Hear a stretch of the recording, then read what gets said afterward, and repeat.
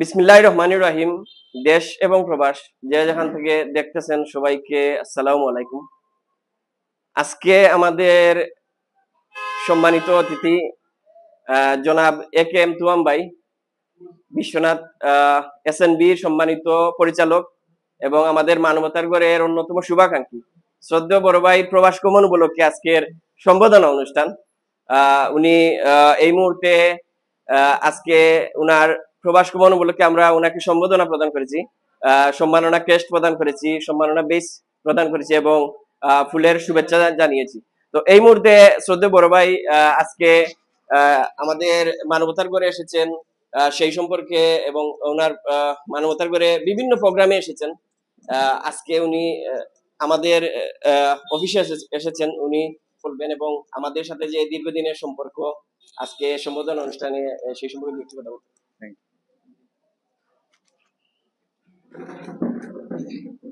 বিসমিল্লাহির রহমানির রহিম। সবাইকে শুভ সন্ধ্যা, আসসালামু আলাইকুম। ঐতিহ্যবাহী মানবতার গড় সিংহের খাস বাজার কর্তৃক আয়োজিত আমি এ কে এম তুহেম। আমার বিভিন্ন পরিচয় আছে, তবে এসএনবি যেটার মাধ্যমে আমি সোশ্যাল মিডিয়ায় কাজ করি, আমার কর্মস্থল।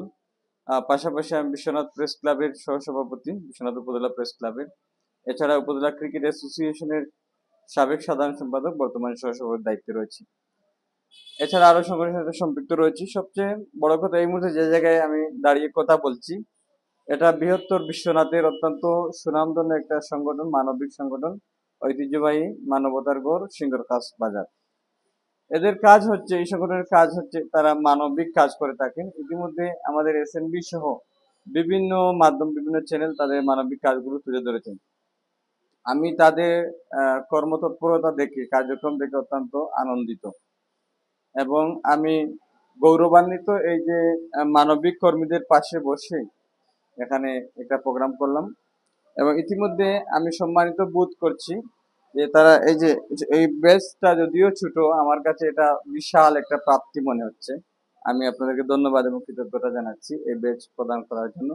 পাশাপাশি সম্মাননা স্মারক, ফুলের শুভেচ্ছা, এই ক্রেস্ট এবং ফুল এবং স্টেজ এবং এই অনুষ্ঠান, এগুলোর সাথে আমার দীর্ঘদিনেরই সম্পর্ক। আমি এই সকল অনুষ্ঠানগুলোই কভার করতাম মূলত। তো এই যে ক্রেস্ট কিংবা ফুল, এটা আমার কাছে এত বড় কিছু নয়, তবে আপনারা যে ভালোবাসা দেখিয়েছেন, এটা জাস্ট ভালোবাসার একটা সিম্বল মাত্র। তো আপনারা যে এই যে শত ব্যস্ততা, বর্ষা বাদল রেখে এই যে সন্ধ্যায় জড়িত সবাই একত্রিত হয়ে আপনাদের অফিসে আমাকে ইনভাইট করেছেন, এই যে ভালোবাসাটুকু প্রদান করলেন, এটা আমি আজীবন আমার হৃদয়ে লালন করব, ধারণ করব। আপনাদের প্রতি আমি অত্যন্ত শ্রদ্ধার সাথে আমি কৃতজ্ঞতা জানাচ্ছি।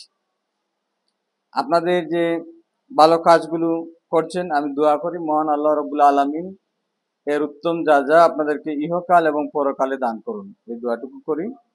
এবং আপনাদের প্রতি আমার অনুরোধ থাকবে যে এই বয়সটা যেখানে খেলাধুলা কিংবা অন্যান্য কাজে ব্যয় করতে পারতেন, আপনারা সেগুলোর পাশাপাশি হয়তোবা এই যে মানবিক কাজ করছেন, এটা নিঃসন্দেহে আপনাদেরকে সমাজে একটা উচ্চ স্থানে নিয়ে গেছে। ইতিমধ্যে আপনারা প্রত্যেকজন এক একজন মানবিক কর্মী হয়েছেন। আপনাদেরকে এলাকার মানুষ খুব ভালোভাবে চিনে যে এরা মানবতা গড়ের কর্মী বা নেতা। তো এ থেকে আপনারা আগামীতে আরো এগিয়ে যাবেন, এটা আমি প্রত্যাশা করছি।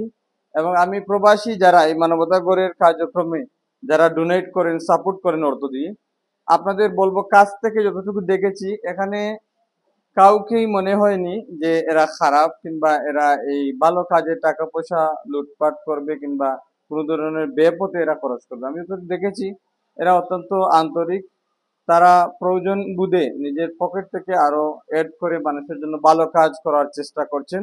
তো আমি প্রবাসী ভাইদেরকে আহ্বান করব, আপনারা এদের ভালো কাজে যখন যে আপিল আসবে, যে আবেদন আসবে, সেটাতে আপনারা তাদেরকে সাপোর্ট করবেন। আর ইনশাআল্লাহ তাআলা আমি আশা করছি স্পেনে গিয়ে সেটেল হওয়ার, যদিও আমার ভিসা গ্রিসের। তো আপনারা দোয়া করবেন আমি যেন ভালোভাবে পৌঁছাতে পারি।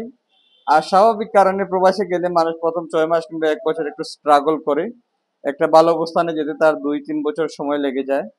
তো ইনশাআল্লাহ তাআলা আমিও বিশ্বাস রাখি আমার পূর্ববর্তী যারা প্রবাসে গেছেন সফল হয়েছেন তাদের মতো আমিও একদিন সফল কাম হবে, এই আমার বিশ্বাস কিংবা আশা, এবং আল্লাহ রব্বুল আলমের কাছে আমার চাওয়া।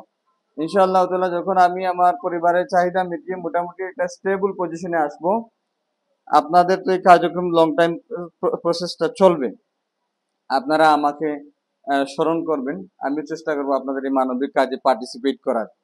আর আজকের এই যে সুন্দর আয়োজন করেছেন, এই আয়োজনের জন্য আগামী আগামী যে ঈদ আসবে ইনশাল্লাহ, যদি আমি ভালো থাকি, হায়াতে ভালো থাকি, আপনাদের জন্য আমি বিশেষ কোনো উপহার ইনশাল্লাহ পাঠাবো। এটা আমার ইচ্ছা আর কি, যদি আপনারা সাদরে গ্রহণ করেন, সুযোগ দেন, ইনশাল্লাহ আমি সেটা করব।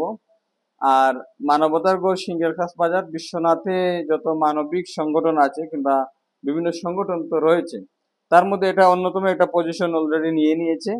এই যে আমার ভাইয়েরা ইকবাল, তারপর শাহাবুদ্দিন, ফাহিম সহ পারভেজ, সরি, শায়েক খান, আমিনুল ইসলাম, মিজানুর রহমান সহ, সরি, কসির সহ আমার যে সকল ভাইয়েরা আরো আছেন অনেকেই বাইরে, তো যারা কাজ করছেন, এটা হচ্ছে সাবিলিল্লাহ, আল্লাহর ওয়াস্তে। এখান থেকে আপনাদের পাওয়ার কিছু নেই, শুধু দেওয়ার আছে। আপনারা যে শ্রম দেন, অনেক সময় দেখি অনেক রুগী আছে যাদের পাশে মানুষ তো গিনায় কিংবা বয়ে যায় না, কিন্তু আপনারা সেখানে অর্থ নিয়ে যাচ্ছেন, খাবার নিয়ে যাচ্ছেন, কেউ কাঁধে করে কেউ হাতে করে।